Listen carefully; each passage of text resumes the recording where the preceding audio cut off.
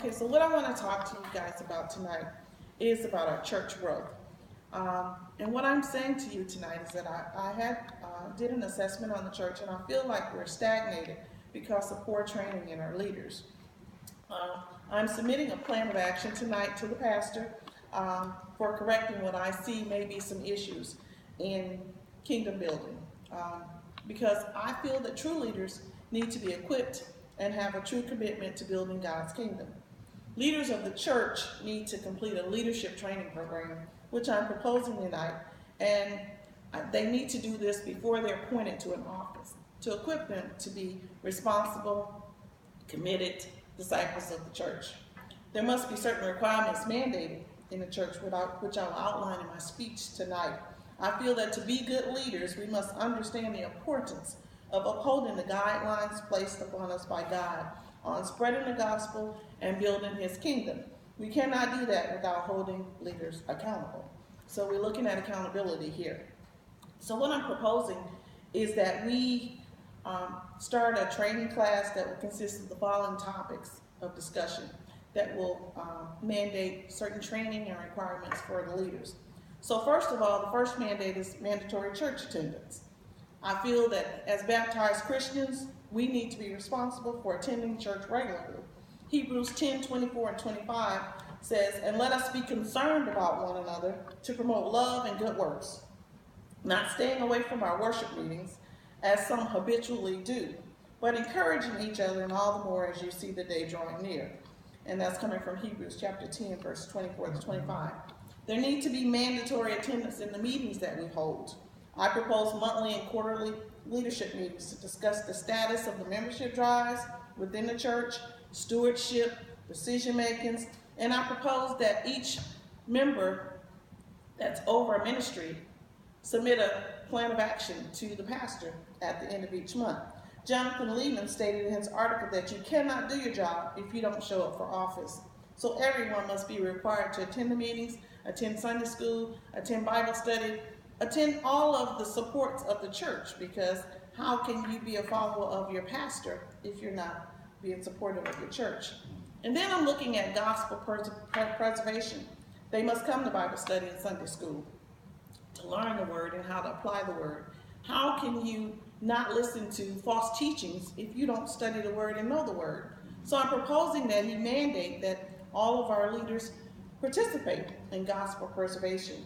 Paul references this in Galatians 1 and 6. He says, "When I write, I marvel that ye are soon removed from that you called into the grace of Christ unto another gospel."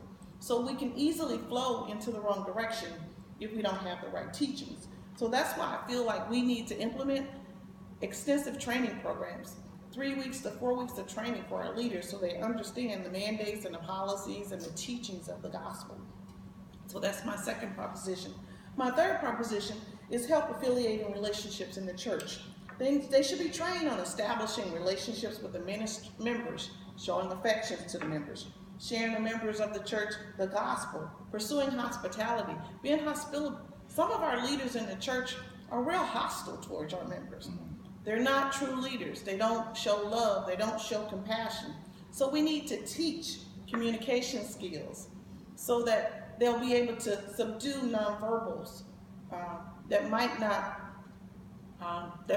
shun off members that may be offensive. Sometimes our facial expressions, our nonverbals, can really turn off a member of the church. So we need to learn how to deal with those things. And that part of that training will be part of the communication skills. Communication occurs when someone understands you, but when you don't exactly speak what you mean. So we'll teach nonverbal skills in that capacity. Friedfield states that one of the biggest dangers with communication is that we work on the assumption that other people has understood the message we're trying to convey to them. But sometimes we don't get our point across, or we create misunderstandings in the church. So we'll teach the leaders how to communicate from a spiritual aspect, from a spiritual perspective. The next proposition is to share the gospel with other members and outsiders. 85% of all people who accept Christ do so before the age of 18, and that's coming from an article by Fleshman. Important decisions are made before adulthood, and so we must reach out to our young people with the gospel. The young people need to be ministered to. We need to be sharing the gospel to the people that we meet every day. I think basic Christianity involves building up other believers. It's our duties as leaders to fulfill the Great Commission and make disciples. Therefore, we must share the gospel to all and lead Christian lifestyles. Matthew 28:19 emphasizes the command to go and make disciples. We must follow up on souls reached out by the leaders. I think the pastor should require that the leaders submit to him once a month. How many people have you ministered to this month outside of the church? How many people have you shared the gospel with? So that's important, and I think they don't do that because a lot of them don't understand how to do it. So I'm proposing this training to emphasize that and to strengthen that ability within our leaders. The next one is to follow the pastor's leadership. We must learn to follow the pastor's directives, the leadership, the protocol. Following the teachings of the pastors, the church, the ethics, the endurance. Sometimes when the church goes through struggles, the leaders fall off because they don't want to do the work in the kingdom. They want to stay with you during the good times, but when it's hard times or when there's struggles, they fall off. We need to learn to endure. Reverend Coleman talks about, come when you call, go when you send. Well, sometimes when the pastor goes, nobody else goes with it. So leaders need to understand it is their responsibility as leaders to support the pastor in all engagements, through the suffering, through the good times, through the bad. So that'll be instilled within our leadership of the church as well. And finally, to understand this authority and this responsibility to the church, you become responsible for the church when you become a leadership, when you become a disciple in the church. So it's important that they understand that. The second phase of the training is going to be about teaching the Roman road. The Roman road is so important. It's a selection of scriptures that presents the plan of salvation through Jesus Christ. Many of you sitting around the table right now might not even have a clue what the Roman road is.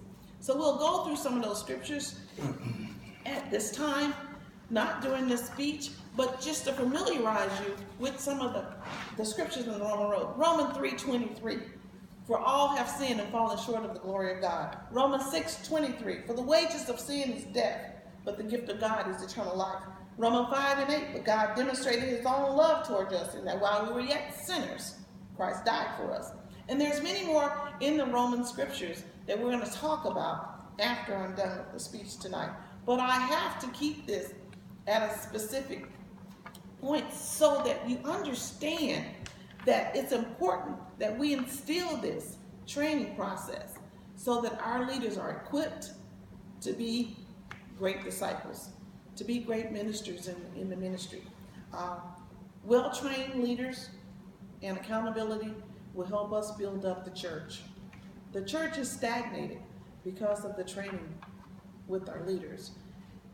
And I have to hold us accountable as pastors, as ministers, because we haven't instilled the qualities and the characteristics in the leaders that we need to. So I'm proposing to you tonight that we implement this going forward, that all leaders, before they're promoted into any office in the church, endure the training process that they need to go through in order so they can equip themselves to be great disciples for our kingdom. The only way to do this is to train them in understanding the true meaning of the church leadership. It is a community of believers willing to carry out the direction of the pastor under the leadership of God. It can't happen unless we make a change, and we need to make that change today.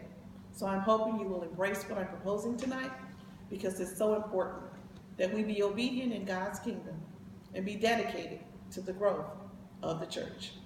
Thank you. Amen.